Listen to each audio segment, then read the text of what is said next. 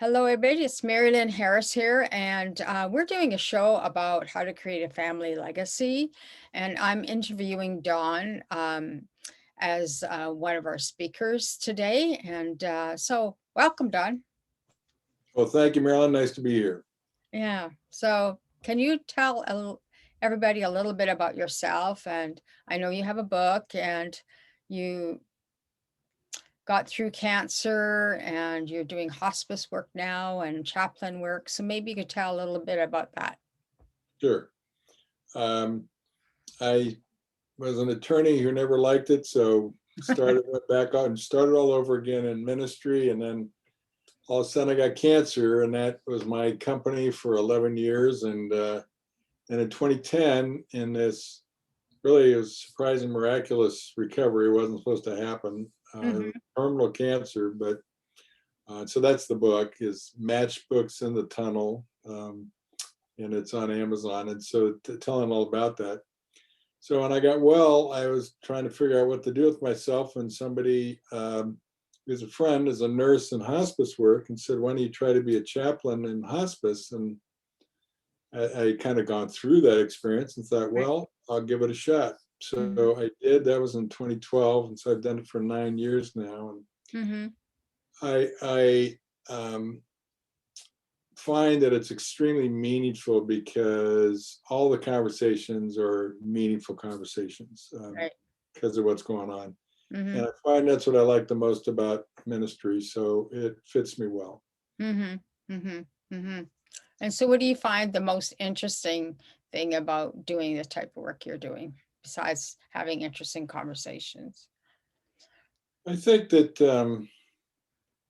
the human condition, I majored in history in college. I've always been interested in why people do what they do, what Mhm. humanity is like, and is all about. And then I like the spiritual side of things that Right. focus. So in hospice, you really have that in spades. You do a lot of what's called life review, where Mm. you want to know about their lives, and you are actually interested. As a chaplain or a spiritual counselor, I'm not there to tell them things like Mhm. perhaps a pastor is more upfront in a church, which is the job. Right. I'm there more to listen and Mhm. to come alongside them. There's a term out of the Middle Ages when hospice really is throughout history, and that term is anam cara, which means soul friend. And so Mhm. I'm really this person who comes alongside and tries to help someone look at the things that really gone deep within us, and which happen throughout our lives. Mhm. But we only at certain times in our life, stop to think about it. And so I'm part of that. And so it's very much I think, front and center with what human experience is all about. Mhm. Mhm. Yeah, it's always yeah, at the end of life you sort of stop to think about, well, some people I guess stop to think about the inner spiritual self and how much stuff there's on the outer side of what's going on. Yeah. Do you find yourself that you sit with people till the very end, or you don't do that type of work? Um, I can't, because I have too many patients, and Okay. we in hospice agencies have a team of people, including volunteers, Mhm. can do what we call vigil, and Right. trade off and can be with them for the last several days. Right. Back in the Middle Ages, hospice was very um, um, powerful and uh, very much of a strong movement from about the year 1000 to 1500. And there would be a person, the Sanam Kara, who would come alongside one person and really spend an incredible amount of time with them Mhm. through their death. And so Right. that was fascinating. But things were entirely different back then, with, first Right. of all, a lot less people. And so you have more, less people to work with. And um, life was immensely slower. So Yeah. things like that. Right, right. Yeah, I remember working with the hospice when my friend died, and they just say, no, we're just hospice is the medical side. We don't work with the other side. Yeah, So it's just kind of like they were very clear, when their job ended. And then she would say to me, well, you have any friends? As he has any friends can sit with him, because my friend of mine passed away, and I sat with him till he took his last breath. But good for um, him. I couldn't find really anybody that wanted to come and sit with me. Like, I'm not going to come sit with a dead person. He's not dead. He's sleeping. It's in and out consciousness. So Right. it's amazing, like what people in their own fears get stuck on. That's right. And that's interesting. That person said that because hospice is really what I just described more than the medical.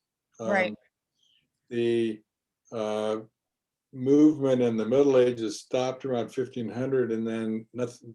There was some of it, not much, Yeah. until the 60s, the 1960s, when a doctor in London, Cicely Saunders, realized that the doctors would go into these patients' rooms in the hospital and say, "I'm sorry, there's nothing more we can do," Right.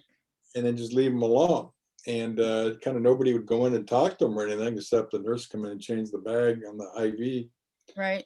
So they were gone, and she did this. Cicely, realized this is horrible, Right. and so started the modern day hospice movement because people needed to address um, what they were going through uh, Mm-hmm.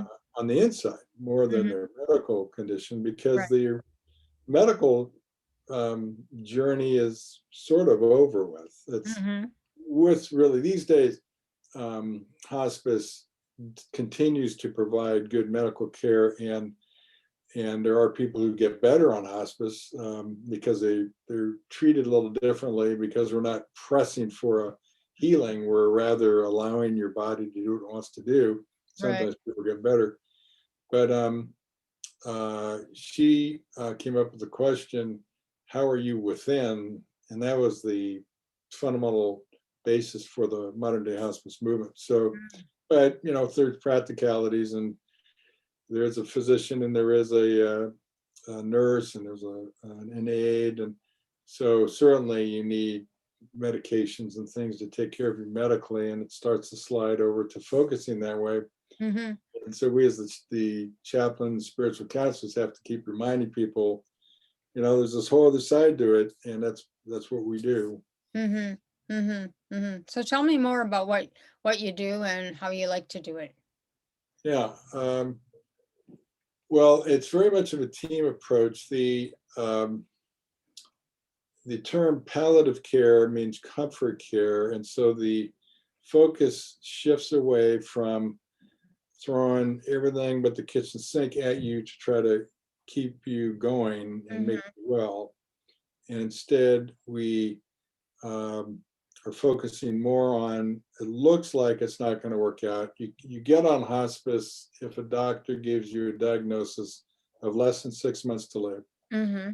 So it's still a long period of time. Right. And so the most people still don't realize that you don't call hospice at the last minute, like the last 2 days, like the Right. last rites. And the Catholic Church no longer even has the last rites. They have sacrament of the sick, which so they come in sooner too. Right. So you want to get hospice on board as soon as possible, because we specialize in this time of life. It's the last chapter. Right. And Ernest Becker wrote this book in the 70s, The Denial of Death and America's Fear of Death. Mm-hmm. We don't want to die, we don't want to talk about Yeah. it. But throughout history, cultures had death as just part of living, that Right. you have the person at home, they would die at home, you'd leave them there for days, and people Yeah. come over and see the body. And it was very healthy for grieving, very much of you would share the stories then, instead of now we have 1 hour funeral and go to the graveside and it's over. Right. um, and uh,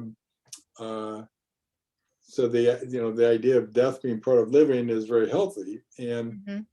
so it's also free. Medicare pays for it. Right.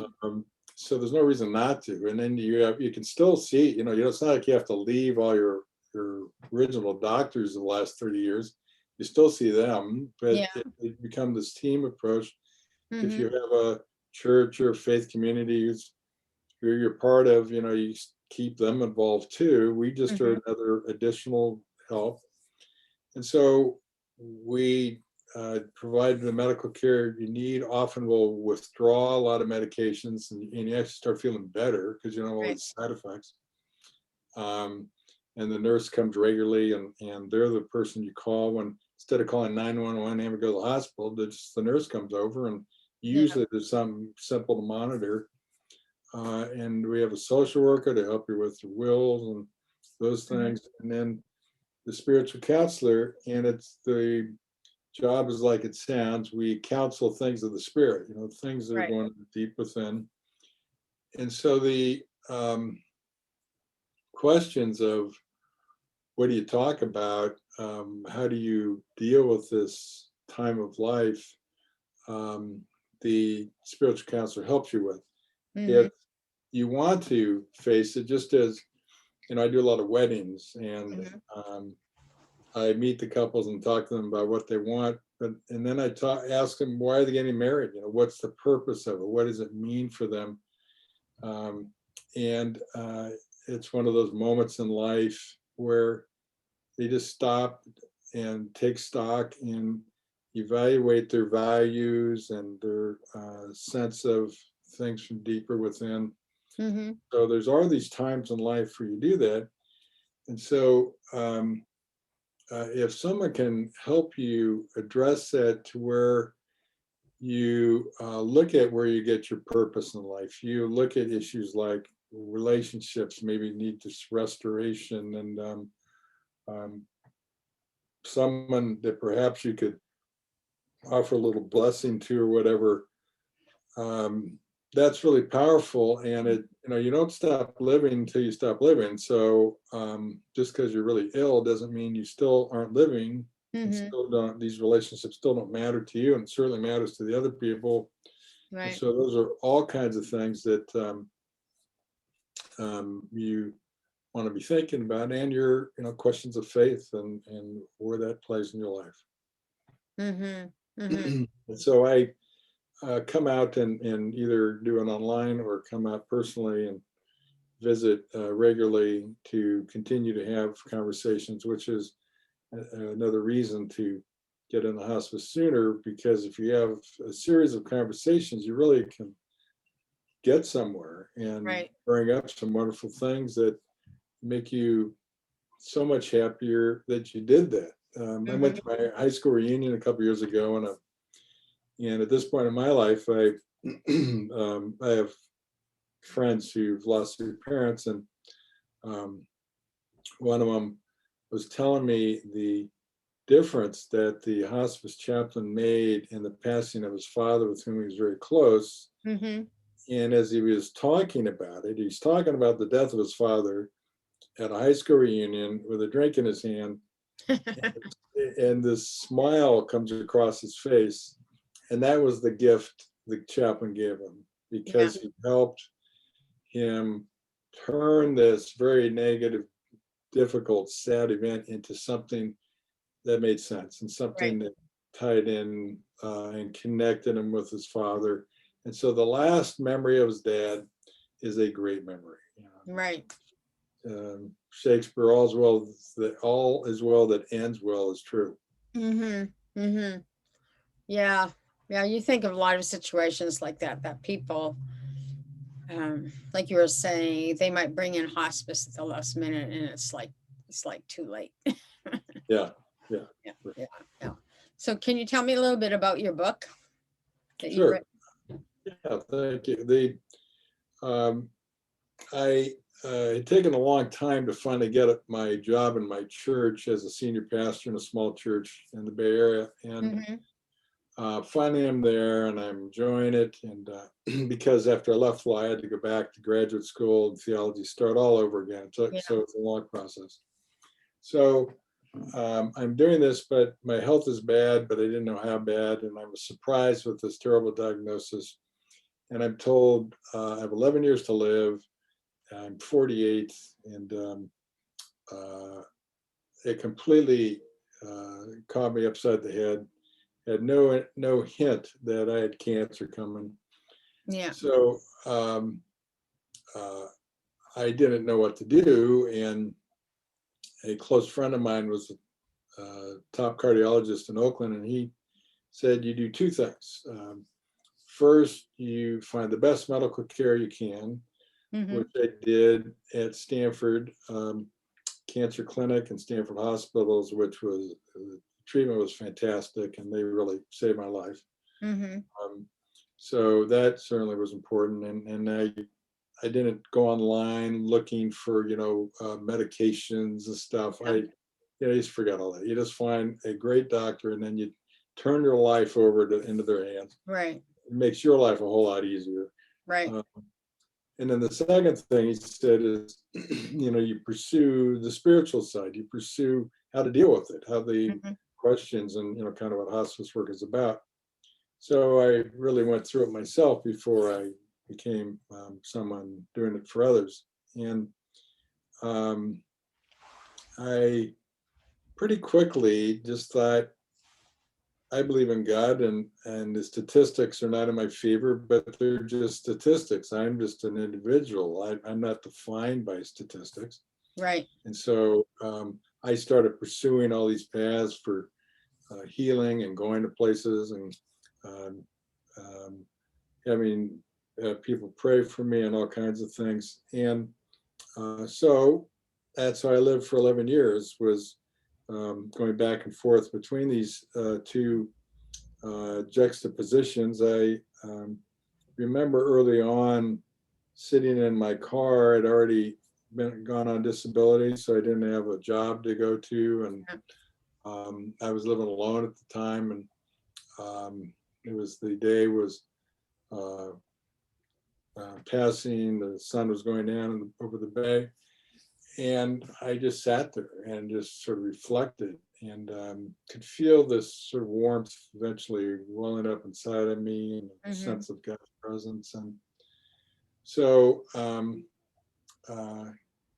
that that sense of presence sustained me while I was getting chemo. I got the maximum amount of chemotherapy. Mm-hmm. I did a bone marrow transplant. Um, yeah, I had some pretty gnarly moments as well. And then the transplant seemed to be working, and at the last minute it didn't. And so they thought it was not going to work out. It was all over. They're talking about brain chemo, and I'm thinking, Mm-hmm. I'm not doing that. And then I found this other person who prayed for people who were ill, and she prayed for me, and all of a sudden the cancer went away. And people at Stanford couldn't believe it. And so that's the book. And the title is based upon the idea that it's about, I was in this dark tunnel, and Mm-hmm. then the light in the tunnel with me. My father was in politics, and uh, would get tons of these matchbooks back in the day where you put your name on them, so as people would light their cigarettes, they'd see the name, and so that Yeah. familiarize them. So we had thousands of these matchbooks around, and I would just take a handful and go into a tunnel that ran beneath the streets where we lived. Yeah. That was like this adventure, and so I'd light a book at a time, so the light would flare up, and I could see for this radius of light around me. And then it'd slowly fade away, and then I'd light another one. And the tunnel went left and right, so you couldn't just turn around and see the light at the end of the tunnel. It was dark coming and dark going, and that was a perfect metaphor for the experience with the cancer. So I called it Mm-hmm. Matchbooks in the Tunnel. Mm-hmm. And it, um, it's amazing how much goes into writing a book, but I made it on purpose with short chapters, and it's very readable, and there's some humor. Mm-hmm. Um, then there's some heartwarming parts. It's not just a bunch of medical stuff. Mm-hmm. Good. So it talks about your story going through cancer and doing this, and then getting involved in being a hospice chaplain, because you've already kind of semi-experienced it, right? Yeah, the story ends with my recovery and what I look forward to, and then that's when I got the position as a chaplain. Oh, cool, cool. So everything was meant for a good reason. Yeah, great. That's good. That's good. So if they want to get the book from you, Don, where can they get it from you? Oh, it's on Amazon. It's on Amazon? Yeah, my Oh, last name is Mulford, Mulford, mm-hmm. and I'm the only Don Mulford on Amazon. So if you can find my name or look under matchbooks, it'll Okay. pop up.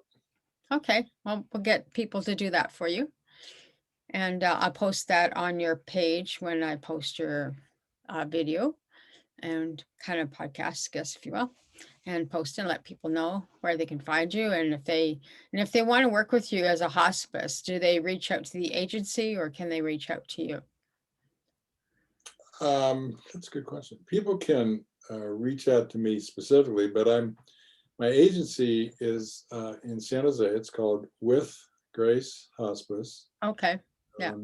and we cover the from Menlo Park south to Gilroy and Fremont Okay. south to Gilroy. Okay. And then Oh, north with Grace With Grace Hospice. Hospice. Okay. Yeah. I'm just writing it down so I can put it in there. Great. Well, thank you so much for taking your precious time with me, Dawn. I so appreciate it. And I wish you much success with your book and Thank you. your new direction in life. And I hope you have a lot of fun with that. Thank you. I really appreciate it, Mari-Lyn. Nice to be here. Hey, you're so welcome. And I'll be reaching out with you soon. Great. Okay, great. Thank you. Okay. I'm going to say goodbye to everybody. And if you are, when you're listening to this, please leave a comment below so that Dawn knows that you're paying attention and if you want no more information, I'll put it in there as well. Okay. And be kind to each other. That's all we have. Okay. Thank you. Bye-bye.